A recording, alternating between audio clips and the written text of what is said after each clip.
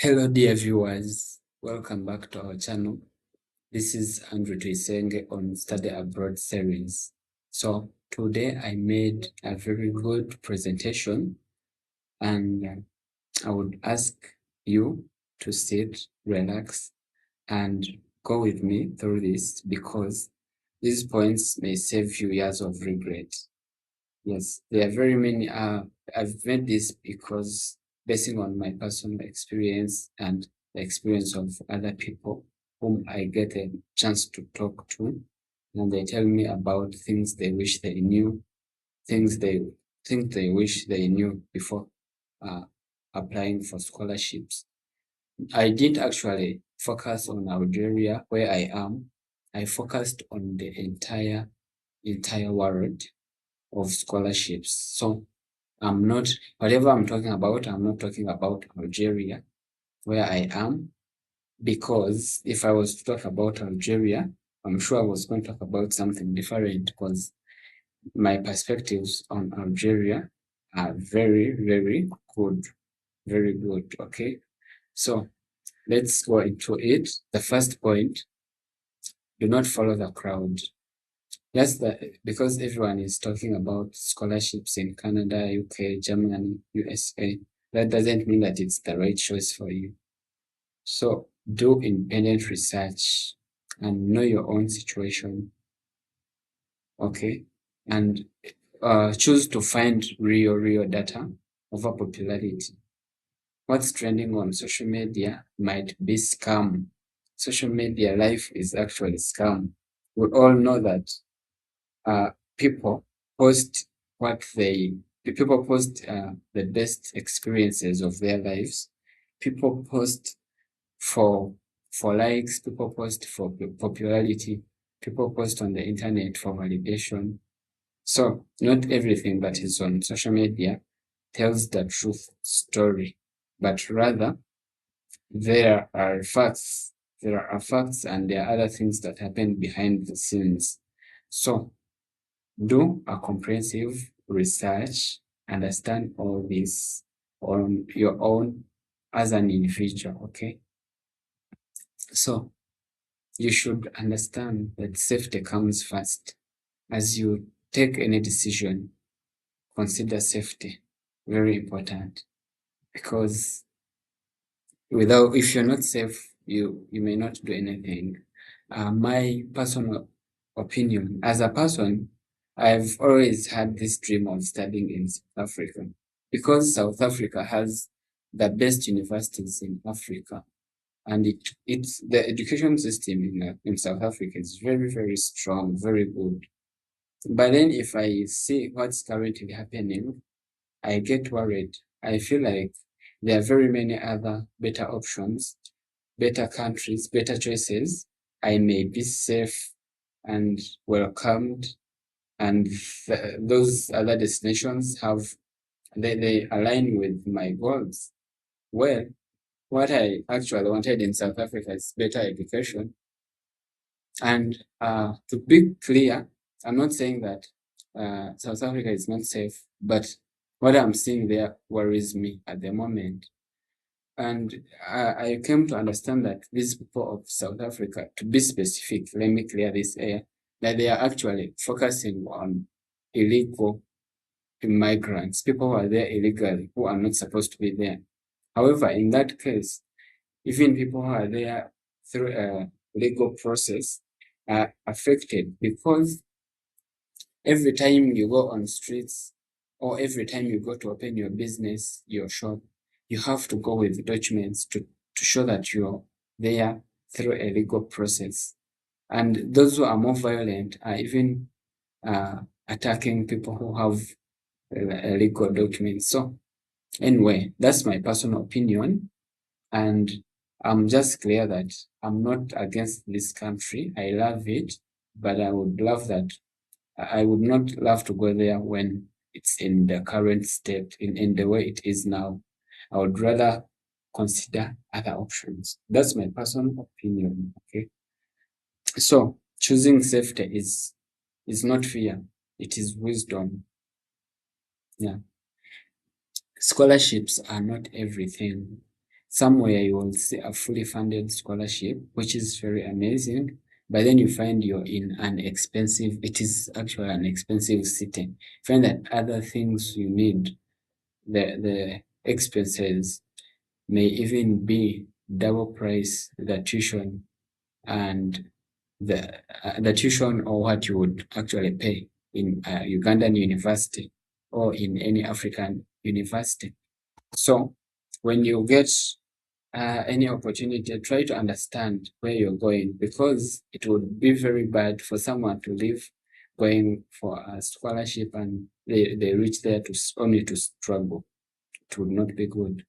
You see, like a country like Algeria, uh, even if, because there is study in Algeria program which is coming up, and people will be coming here to study, paying tuition, maybe not on scholarships, but I'm sure I can recommend everyone planning their next destination to Algeria to be sure to do so, because I think life in Algeria, it's the accommodation and the food, transport, the healthcare system and everything might be affordable. In my opinion, I feel like it's affordable. But there are some places where it's actually very, very scary. Okay? So I would say always calculate the true cost of living, not just tuition. Yeah, that one is not so important. Then I would also say point number 4, choose the right course first. Choose the right course first. I've seen because people want scholarships, but then people reach there only to regret. People go for scholarships only to regret. Me, I've been talking to very many people. I've been sharing with people who got very many scholarships and they are not contented. So people just pick popular countries, people just go for whatever program that they get, only to reach there and they start regretting. So what you see in the red, what you see on this page in red is what most people do. But what you see in green is what you should actually do.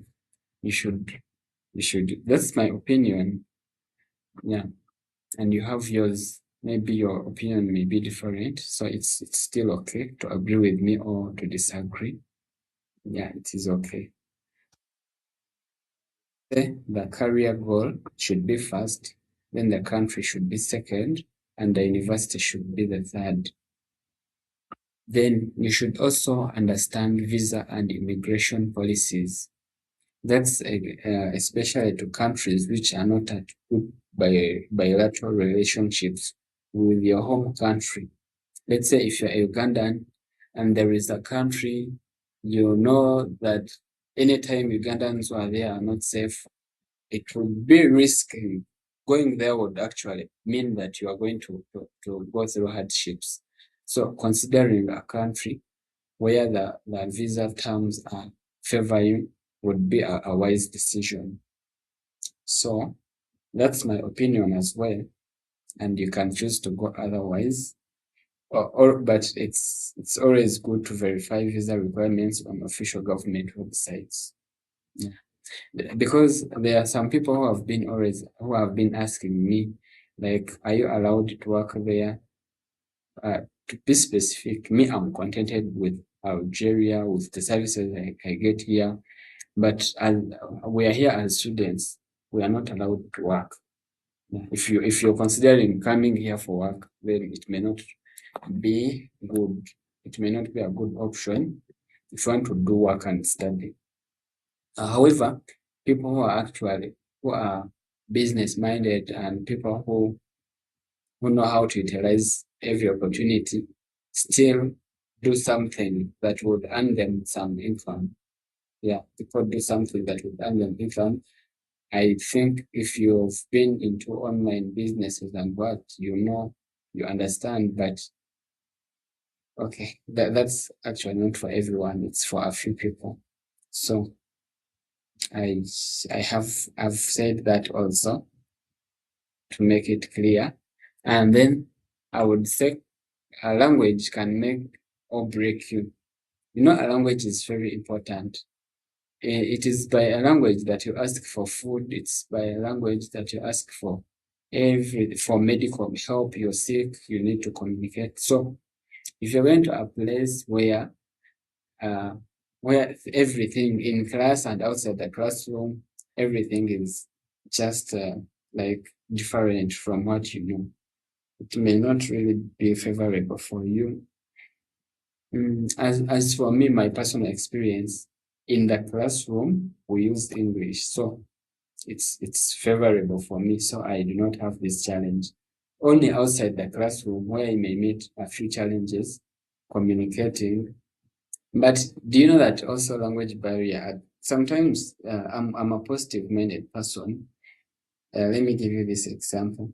Language barrier has always helped me. It has affected me in some way or the other, but sometimes it helps me. For example, like when I go to the bank and I may be having a token number, I have to wait. Maybe they are still on number 100 and I'm number 200. But because I am not good at filling any form in the languages, Arabic, I go straight to the counter and get served first because after all, I'm one person maybe, and maybe in the city where we are, very few people do not understand Arabic. So considering us as a priority would actually so they make it easier for us in that way. But there are places where it may not be prioritized. Okay. So you may face a lot of challenges, and that's my experience. It means when a language barrier can be used against you or can be used in favor of you. So that's also a good point. So you may consider the English proficiency tests. You may consider taking lectures, Duolingo, and what before going to a country. If you're thinking of one and you think a language actually matters, you should start learning and giving it time. Okay? And always check university specific minimums for these language requirements.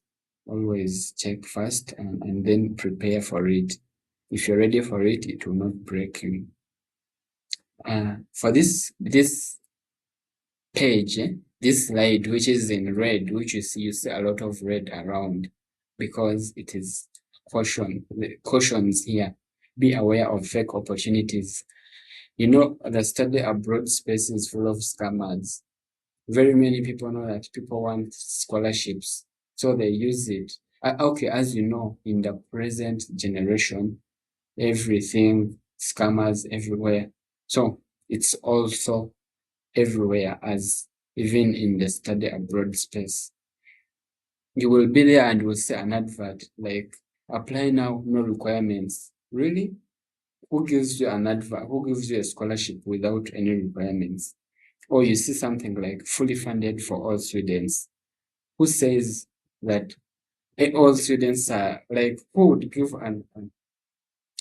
give a scholarship to all students? So those are red flags. If you see such adverts, just make sure you do a lot of research, verify on official websites.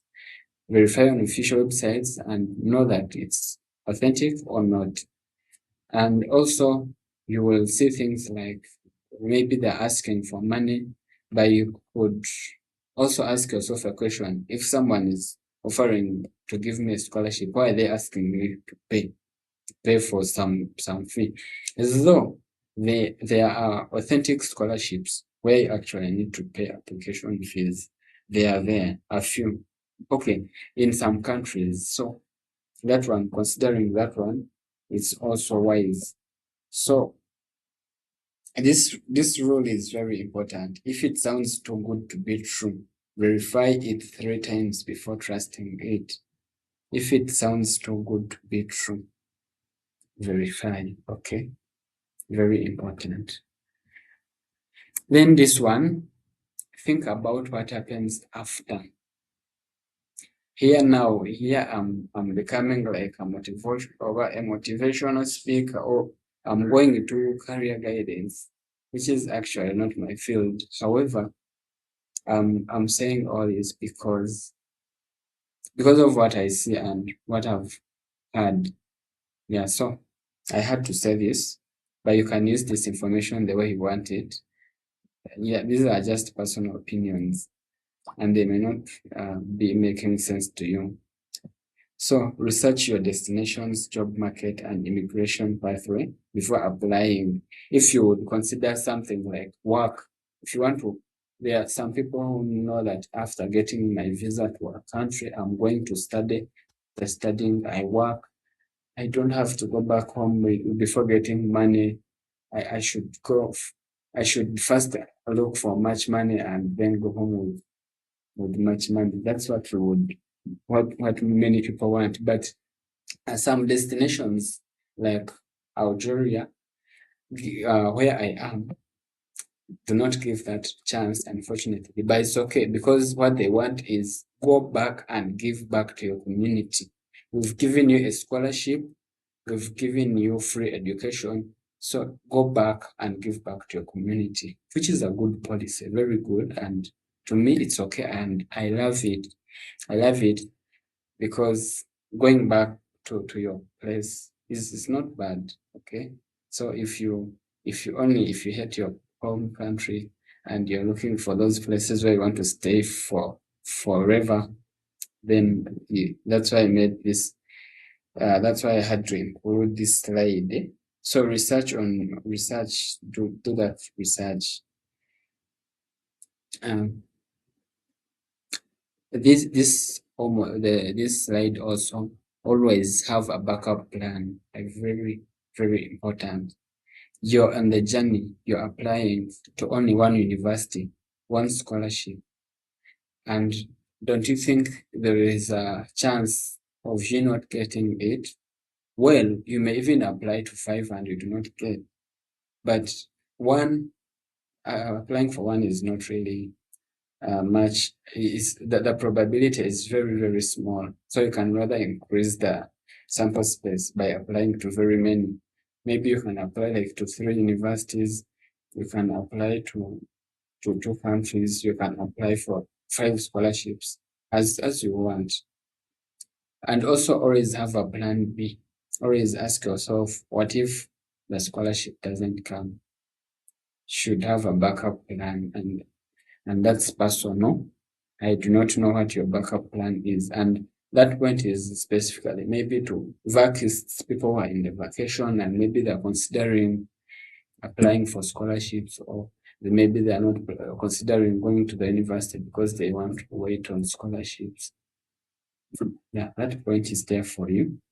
And anyway, hope for the best, prepare for alternatives. Okay. Lastly, this is the last slide, and I will not repeat all that I've said. It's just a summary of all the 9 points that we talked about. It's all the 9 points that we've talked about in the previous slides, so I will not repeat it. Just say, studying abroad can change your life, but the best destination is not the most popular one. It is one that aligns with your goals, safety, finances, and future. That was Andrew Tuyisenge. Thank you for watching. See you in the next video. And if you've not subscribed, please be sure to do so that we continue getting notifications whenever we upload any new video. And also consider giving me a thumbs up. I'll appreciate it. Then share with a loved one, share with a friend, share with any person whom you think may be passionate about these scholarships. Or maybe you as a person, you're not interested, but you could be having someone, you could help someone, give them this kind of information. And when this information helps someone, they'll remember you for what you shared with them. Thank you so much. Bye.